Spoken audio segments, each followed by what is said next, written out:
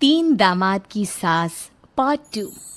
अब तक आपने सुना कि कावेरी जी अपनी तीनों बेटियों ईशा, मोहिनी और सुहाना की शादी तीन घर जमाई लड़कों के साथ करवा देती है। उन्हें लगता है कि ये लड़के शायद घर का कामकाज संभाल लेंगे, लेकिन उनके तीनों घर जमाई बहुत आलसी थे। वो नौकरी भी नहीं करते थे और बाहर का काम भी नहीं। कावेरी जी ने अपनी बेटियों से कहा कि वो प्रेगनेंसी का बहाना बनाकर अपने पतियों को सबक सिखाए। अब सुनिए आगे। मम्मी, आपने जैसा कहा था हमने वैसा ही किया, लेकिन देखिए ना, विवेक का हाल तो वैसा का वैसा ही है। घर में ना सुबह का नाश्ता बनता है और ना खाना। नौकरी पर जाने की बात करूं तो खाने को दौड़ते हैं मुझे। हाँ मम्मी, मैंने भी सुमित को कितनी बार कहा कि अगर नौकरी नहीं करनी तो कोई छोटी सी दुकान ही खोल लो, घर का खर्चा कैसे चलेगा। देखो दोपहर के 12 बजने आए और जनाब अभी तक सो रहे हैं। हाँ मम्मी, ईशा और सुहाना ठीक कहती हैं। अविनाश का भी यही हाल है।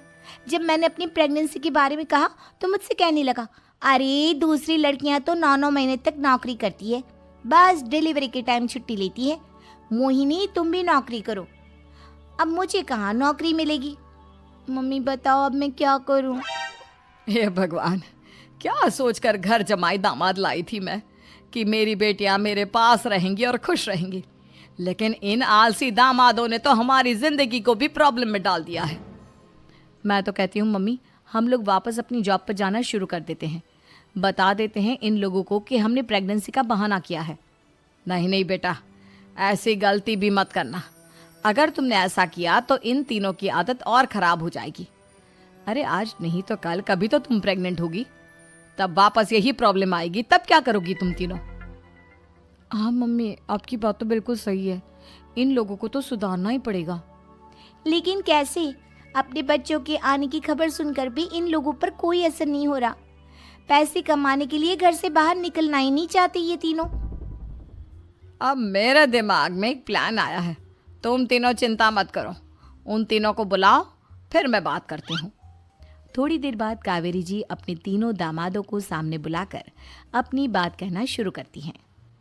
अविनाश, सुमित और विवेक, देखो बेटा, मैं ना तुम तीनों से बड़ा प्यार करती हूँ, इसीलिए तो तुम्हें घर जमाई बना कर रखा है मैंने। अरे मम्मी जी, सीधे सीधे कहिए ना, क्या बात है। प्यार तो हम भी आपको बहुत करते हैं। अरे मम्मी जी, आपकी इज्जत भी बहुत करते हैं। अरे भाई, आपके जैसी सास और कमाने वाली बीवी सबको मिलती है क्या? हाँ मम्मी, विवेक और सुमित ठीक कह रहे हैं। आपकी बेटी से शादी करके मेरी तो ज़िंदगी ही अच्छी हो गई है। जानती हूँ मैं, और ये भी जानती हूँ कि तुम तीनों अपने अपनी बीवियों से बहुत प्यार करते हो। बेटा, बात ऐसी है कि हमारे कुल गुरु ने कहा है कि प्रेग्नेंट होने के बाद मेरी तीनों बेटियां शुरू के 4 महीने हमारे गांव में जाकर रहेगी, जहां मेरे चाचा जी रहते हैं। अरे लेकिन क्यों मम्मी, गांव में जाकर रहने की क्या ज़रूरत है इन तीनों को। वो क्या है ना बेटा, हमारे परिवार को एक श्राप है। अगर मेरी बेटियों ने यहाँ पर बच्चा पैदा करने की कोशिश की तो उनके बच्चों को कुछ भी हो सकता है। इसलिए अब से लेकर 4 महीने पूरे होने तक इन्हें गांव वाले घर में रहना पड़ेगा। हाँ तो इसमें प्रॉब्लम क्या है मम्मी जी? हम भी वहाँ जाकर रहेंगे, पिकनिक मनाएंगे। अरे भाई, बीवी जहाँ हम भी वहाँ। हाँ यार, आइडिया तो बहुत अच्छा है। शहर की ज़िंदगी में रह रहकर परेशान हो चुके हैं, अब कुछ दिन गांव में बिताएंगे। तुम लोग समझने की कोशिश क्यों नहीं करते। तुम में से कोई भी वहाँ नहीं जा सकता, और मैं यहाँ रहूँगी ना तुम तीनों के साथ। 4 महीने की तो बात है, उसके बाद ये तीनों ही लौट कर आ जाएंगी। ठीक है मम्मी जी, अब हमारे बच्चों का सवाल है तो ये तो करना ही पड़ेगा। कावेरी अपनी तीनों बेटियों को कुछ दिन के लिए घर से बाहर कहीं दूसरे शहर में रहने के लिए भेज देती है। कुछ दिनों के बाद, अरे मम्मी जी, बहुत दिन से पिज्ज़ा नहीं खाया, मंगवाइए ना। क्या बताऊं बेटा, पहले तो बेटियां खर्चा दे देती थी क्योंकि उनकी नौकरी थी, लेकिन अब तो मेरे पास पैसे ही नहीं बचे। थोड़े बहुत पैसे हैं जो बच्चों की डिलीवरी में काम आएंगे। लेकिन मम्मी जी, आपकी बेटियों को वापस आने में तो अभी बहुत वक्त बाकी है। वही सोच सोच कर परेशान हो रही हूँ। सोच रही हूँ कल से दूध भी बंद करवा देती हूँ। अब दूध वाले को देने के लिए पैसे भी तो नहीं है ना। अरे नहीं नहीं मम्मी जी, अगर दूध भी बंद करवा दोगी तो मुझे चाय कहाँ से मिलेगी, और चाय के बिना मैं तो मर ही जाऊंगा। क्या करूं बेटा, इसके अलावा हमारे पास कोई ऑप्शन नहीं है, मेरे पास पैसे ही नहीं बचे। इस तरह कावेरी जी धीरे धीरे अपने तीनों दामादों को पैसे देना बंद कर देती हैं और घर में खाने पीने की चीजें लाना भी बंद कर देती है। अब वो तीनों बुरी तरह से परेशान होने लगे थे और इसलिए एक दिन तीनों प्लान करके घर से बाहर निकलते हैं और बाजार में जाने के बाद यार अच्छा खाना खाए हुए कितने दिन हो गए, पता नहीं कब अच्छा खाना मिलेगा। हमारी बीवियों के जाने के बाद तो हमारी हालत भिखारियों जैसी हो गई है यार। कुछ भी हो, मुझे तो आज पिज्ज़ा खाना ही खाना है। जेब में 1 रुपया नहीं है और पिज्जा खाएगा, कहाँ से आएंगे पैसे?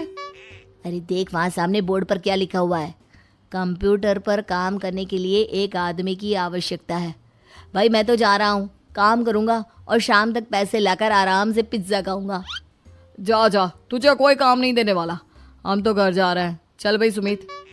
सुमित और अविनाश वहाँ से चले जाते हैं और विवेक उस कंप्यूटर शॉप पर सारा दिन काम करके 5,000 रुपये कमा कर घर लौट कर आता है और अपने खाने के लिए अच्छी अच्छी चीज़ें भी लेकर आता है। ये देखकर विवेक और सुमित के दिल में भी कुछ पैसे कमाने की इच्छा जागती है। अरे सुबह सुबह कहाँ चल दिए तुम? मम्मी जी एक बहुत अच्छी जगह मिली है, कंप्यूटर पर काम करने के 5,000 मिले थे कल मुझे।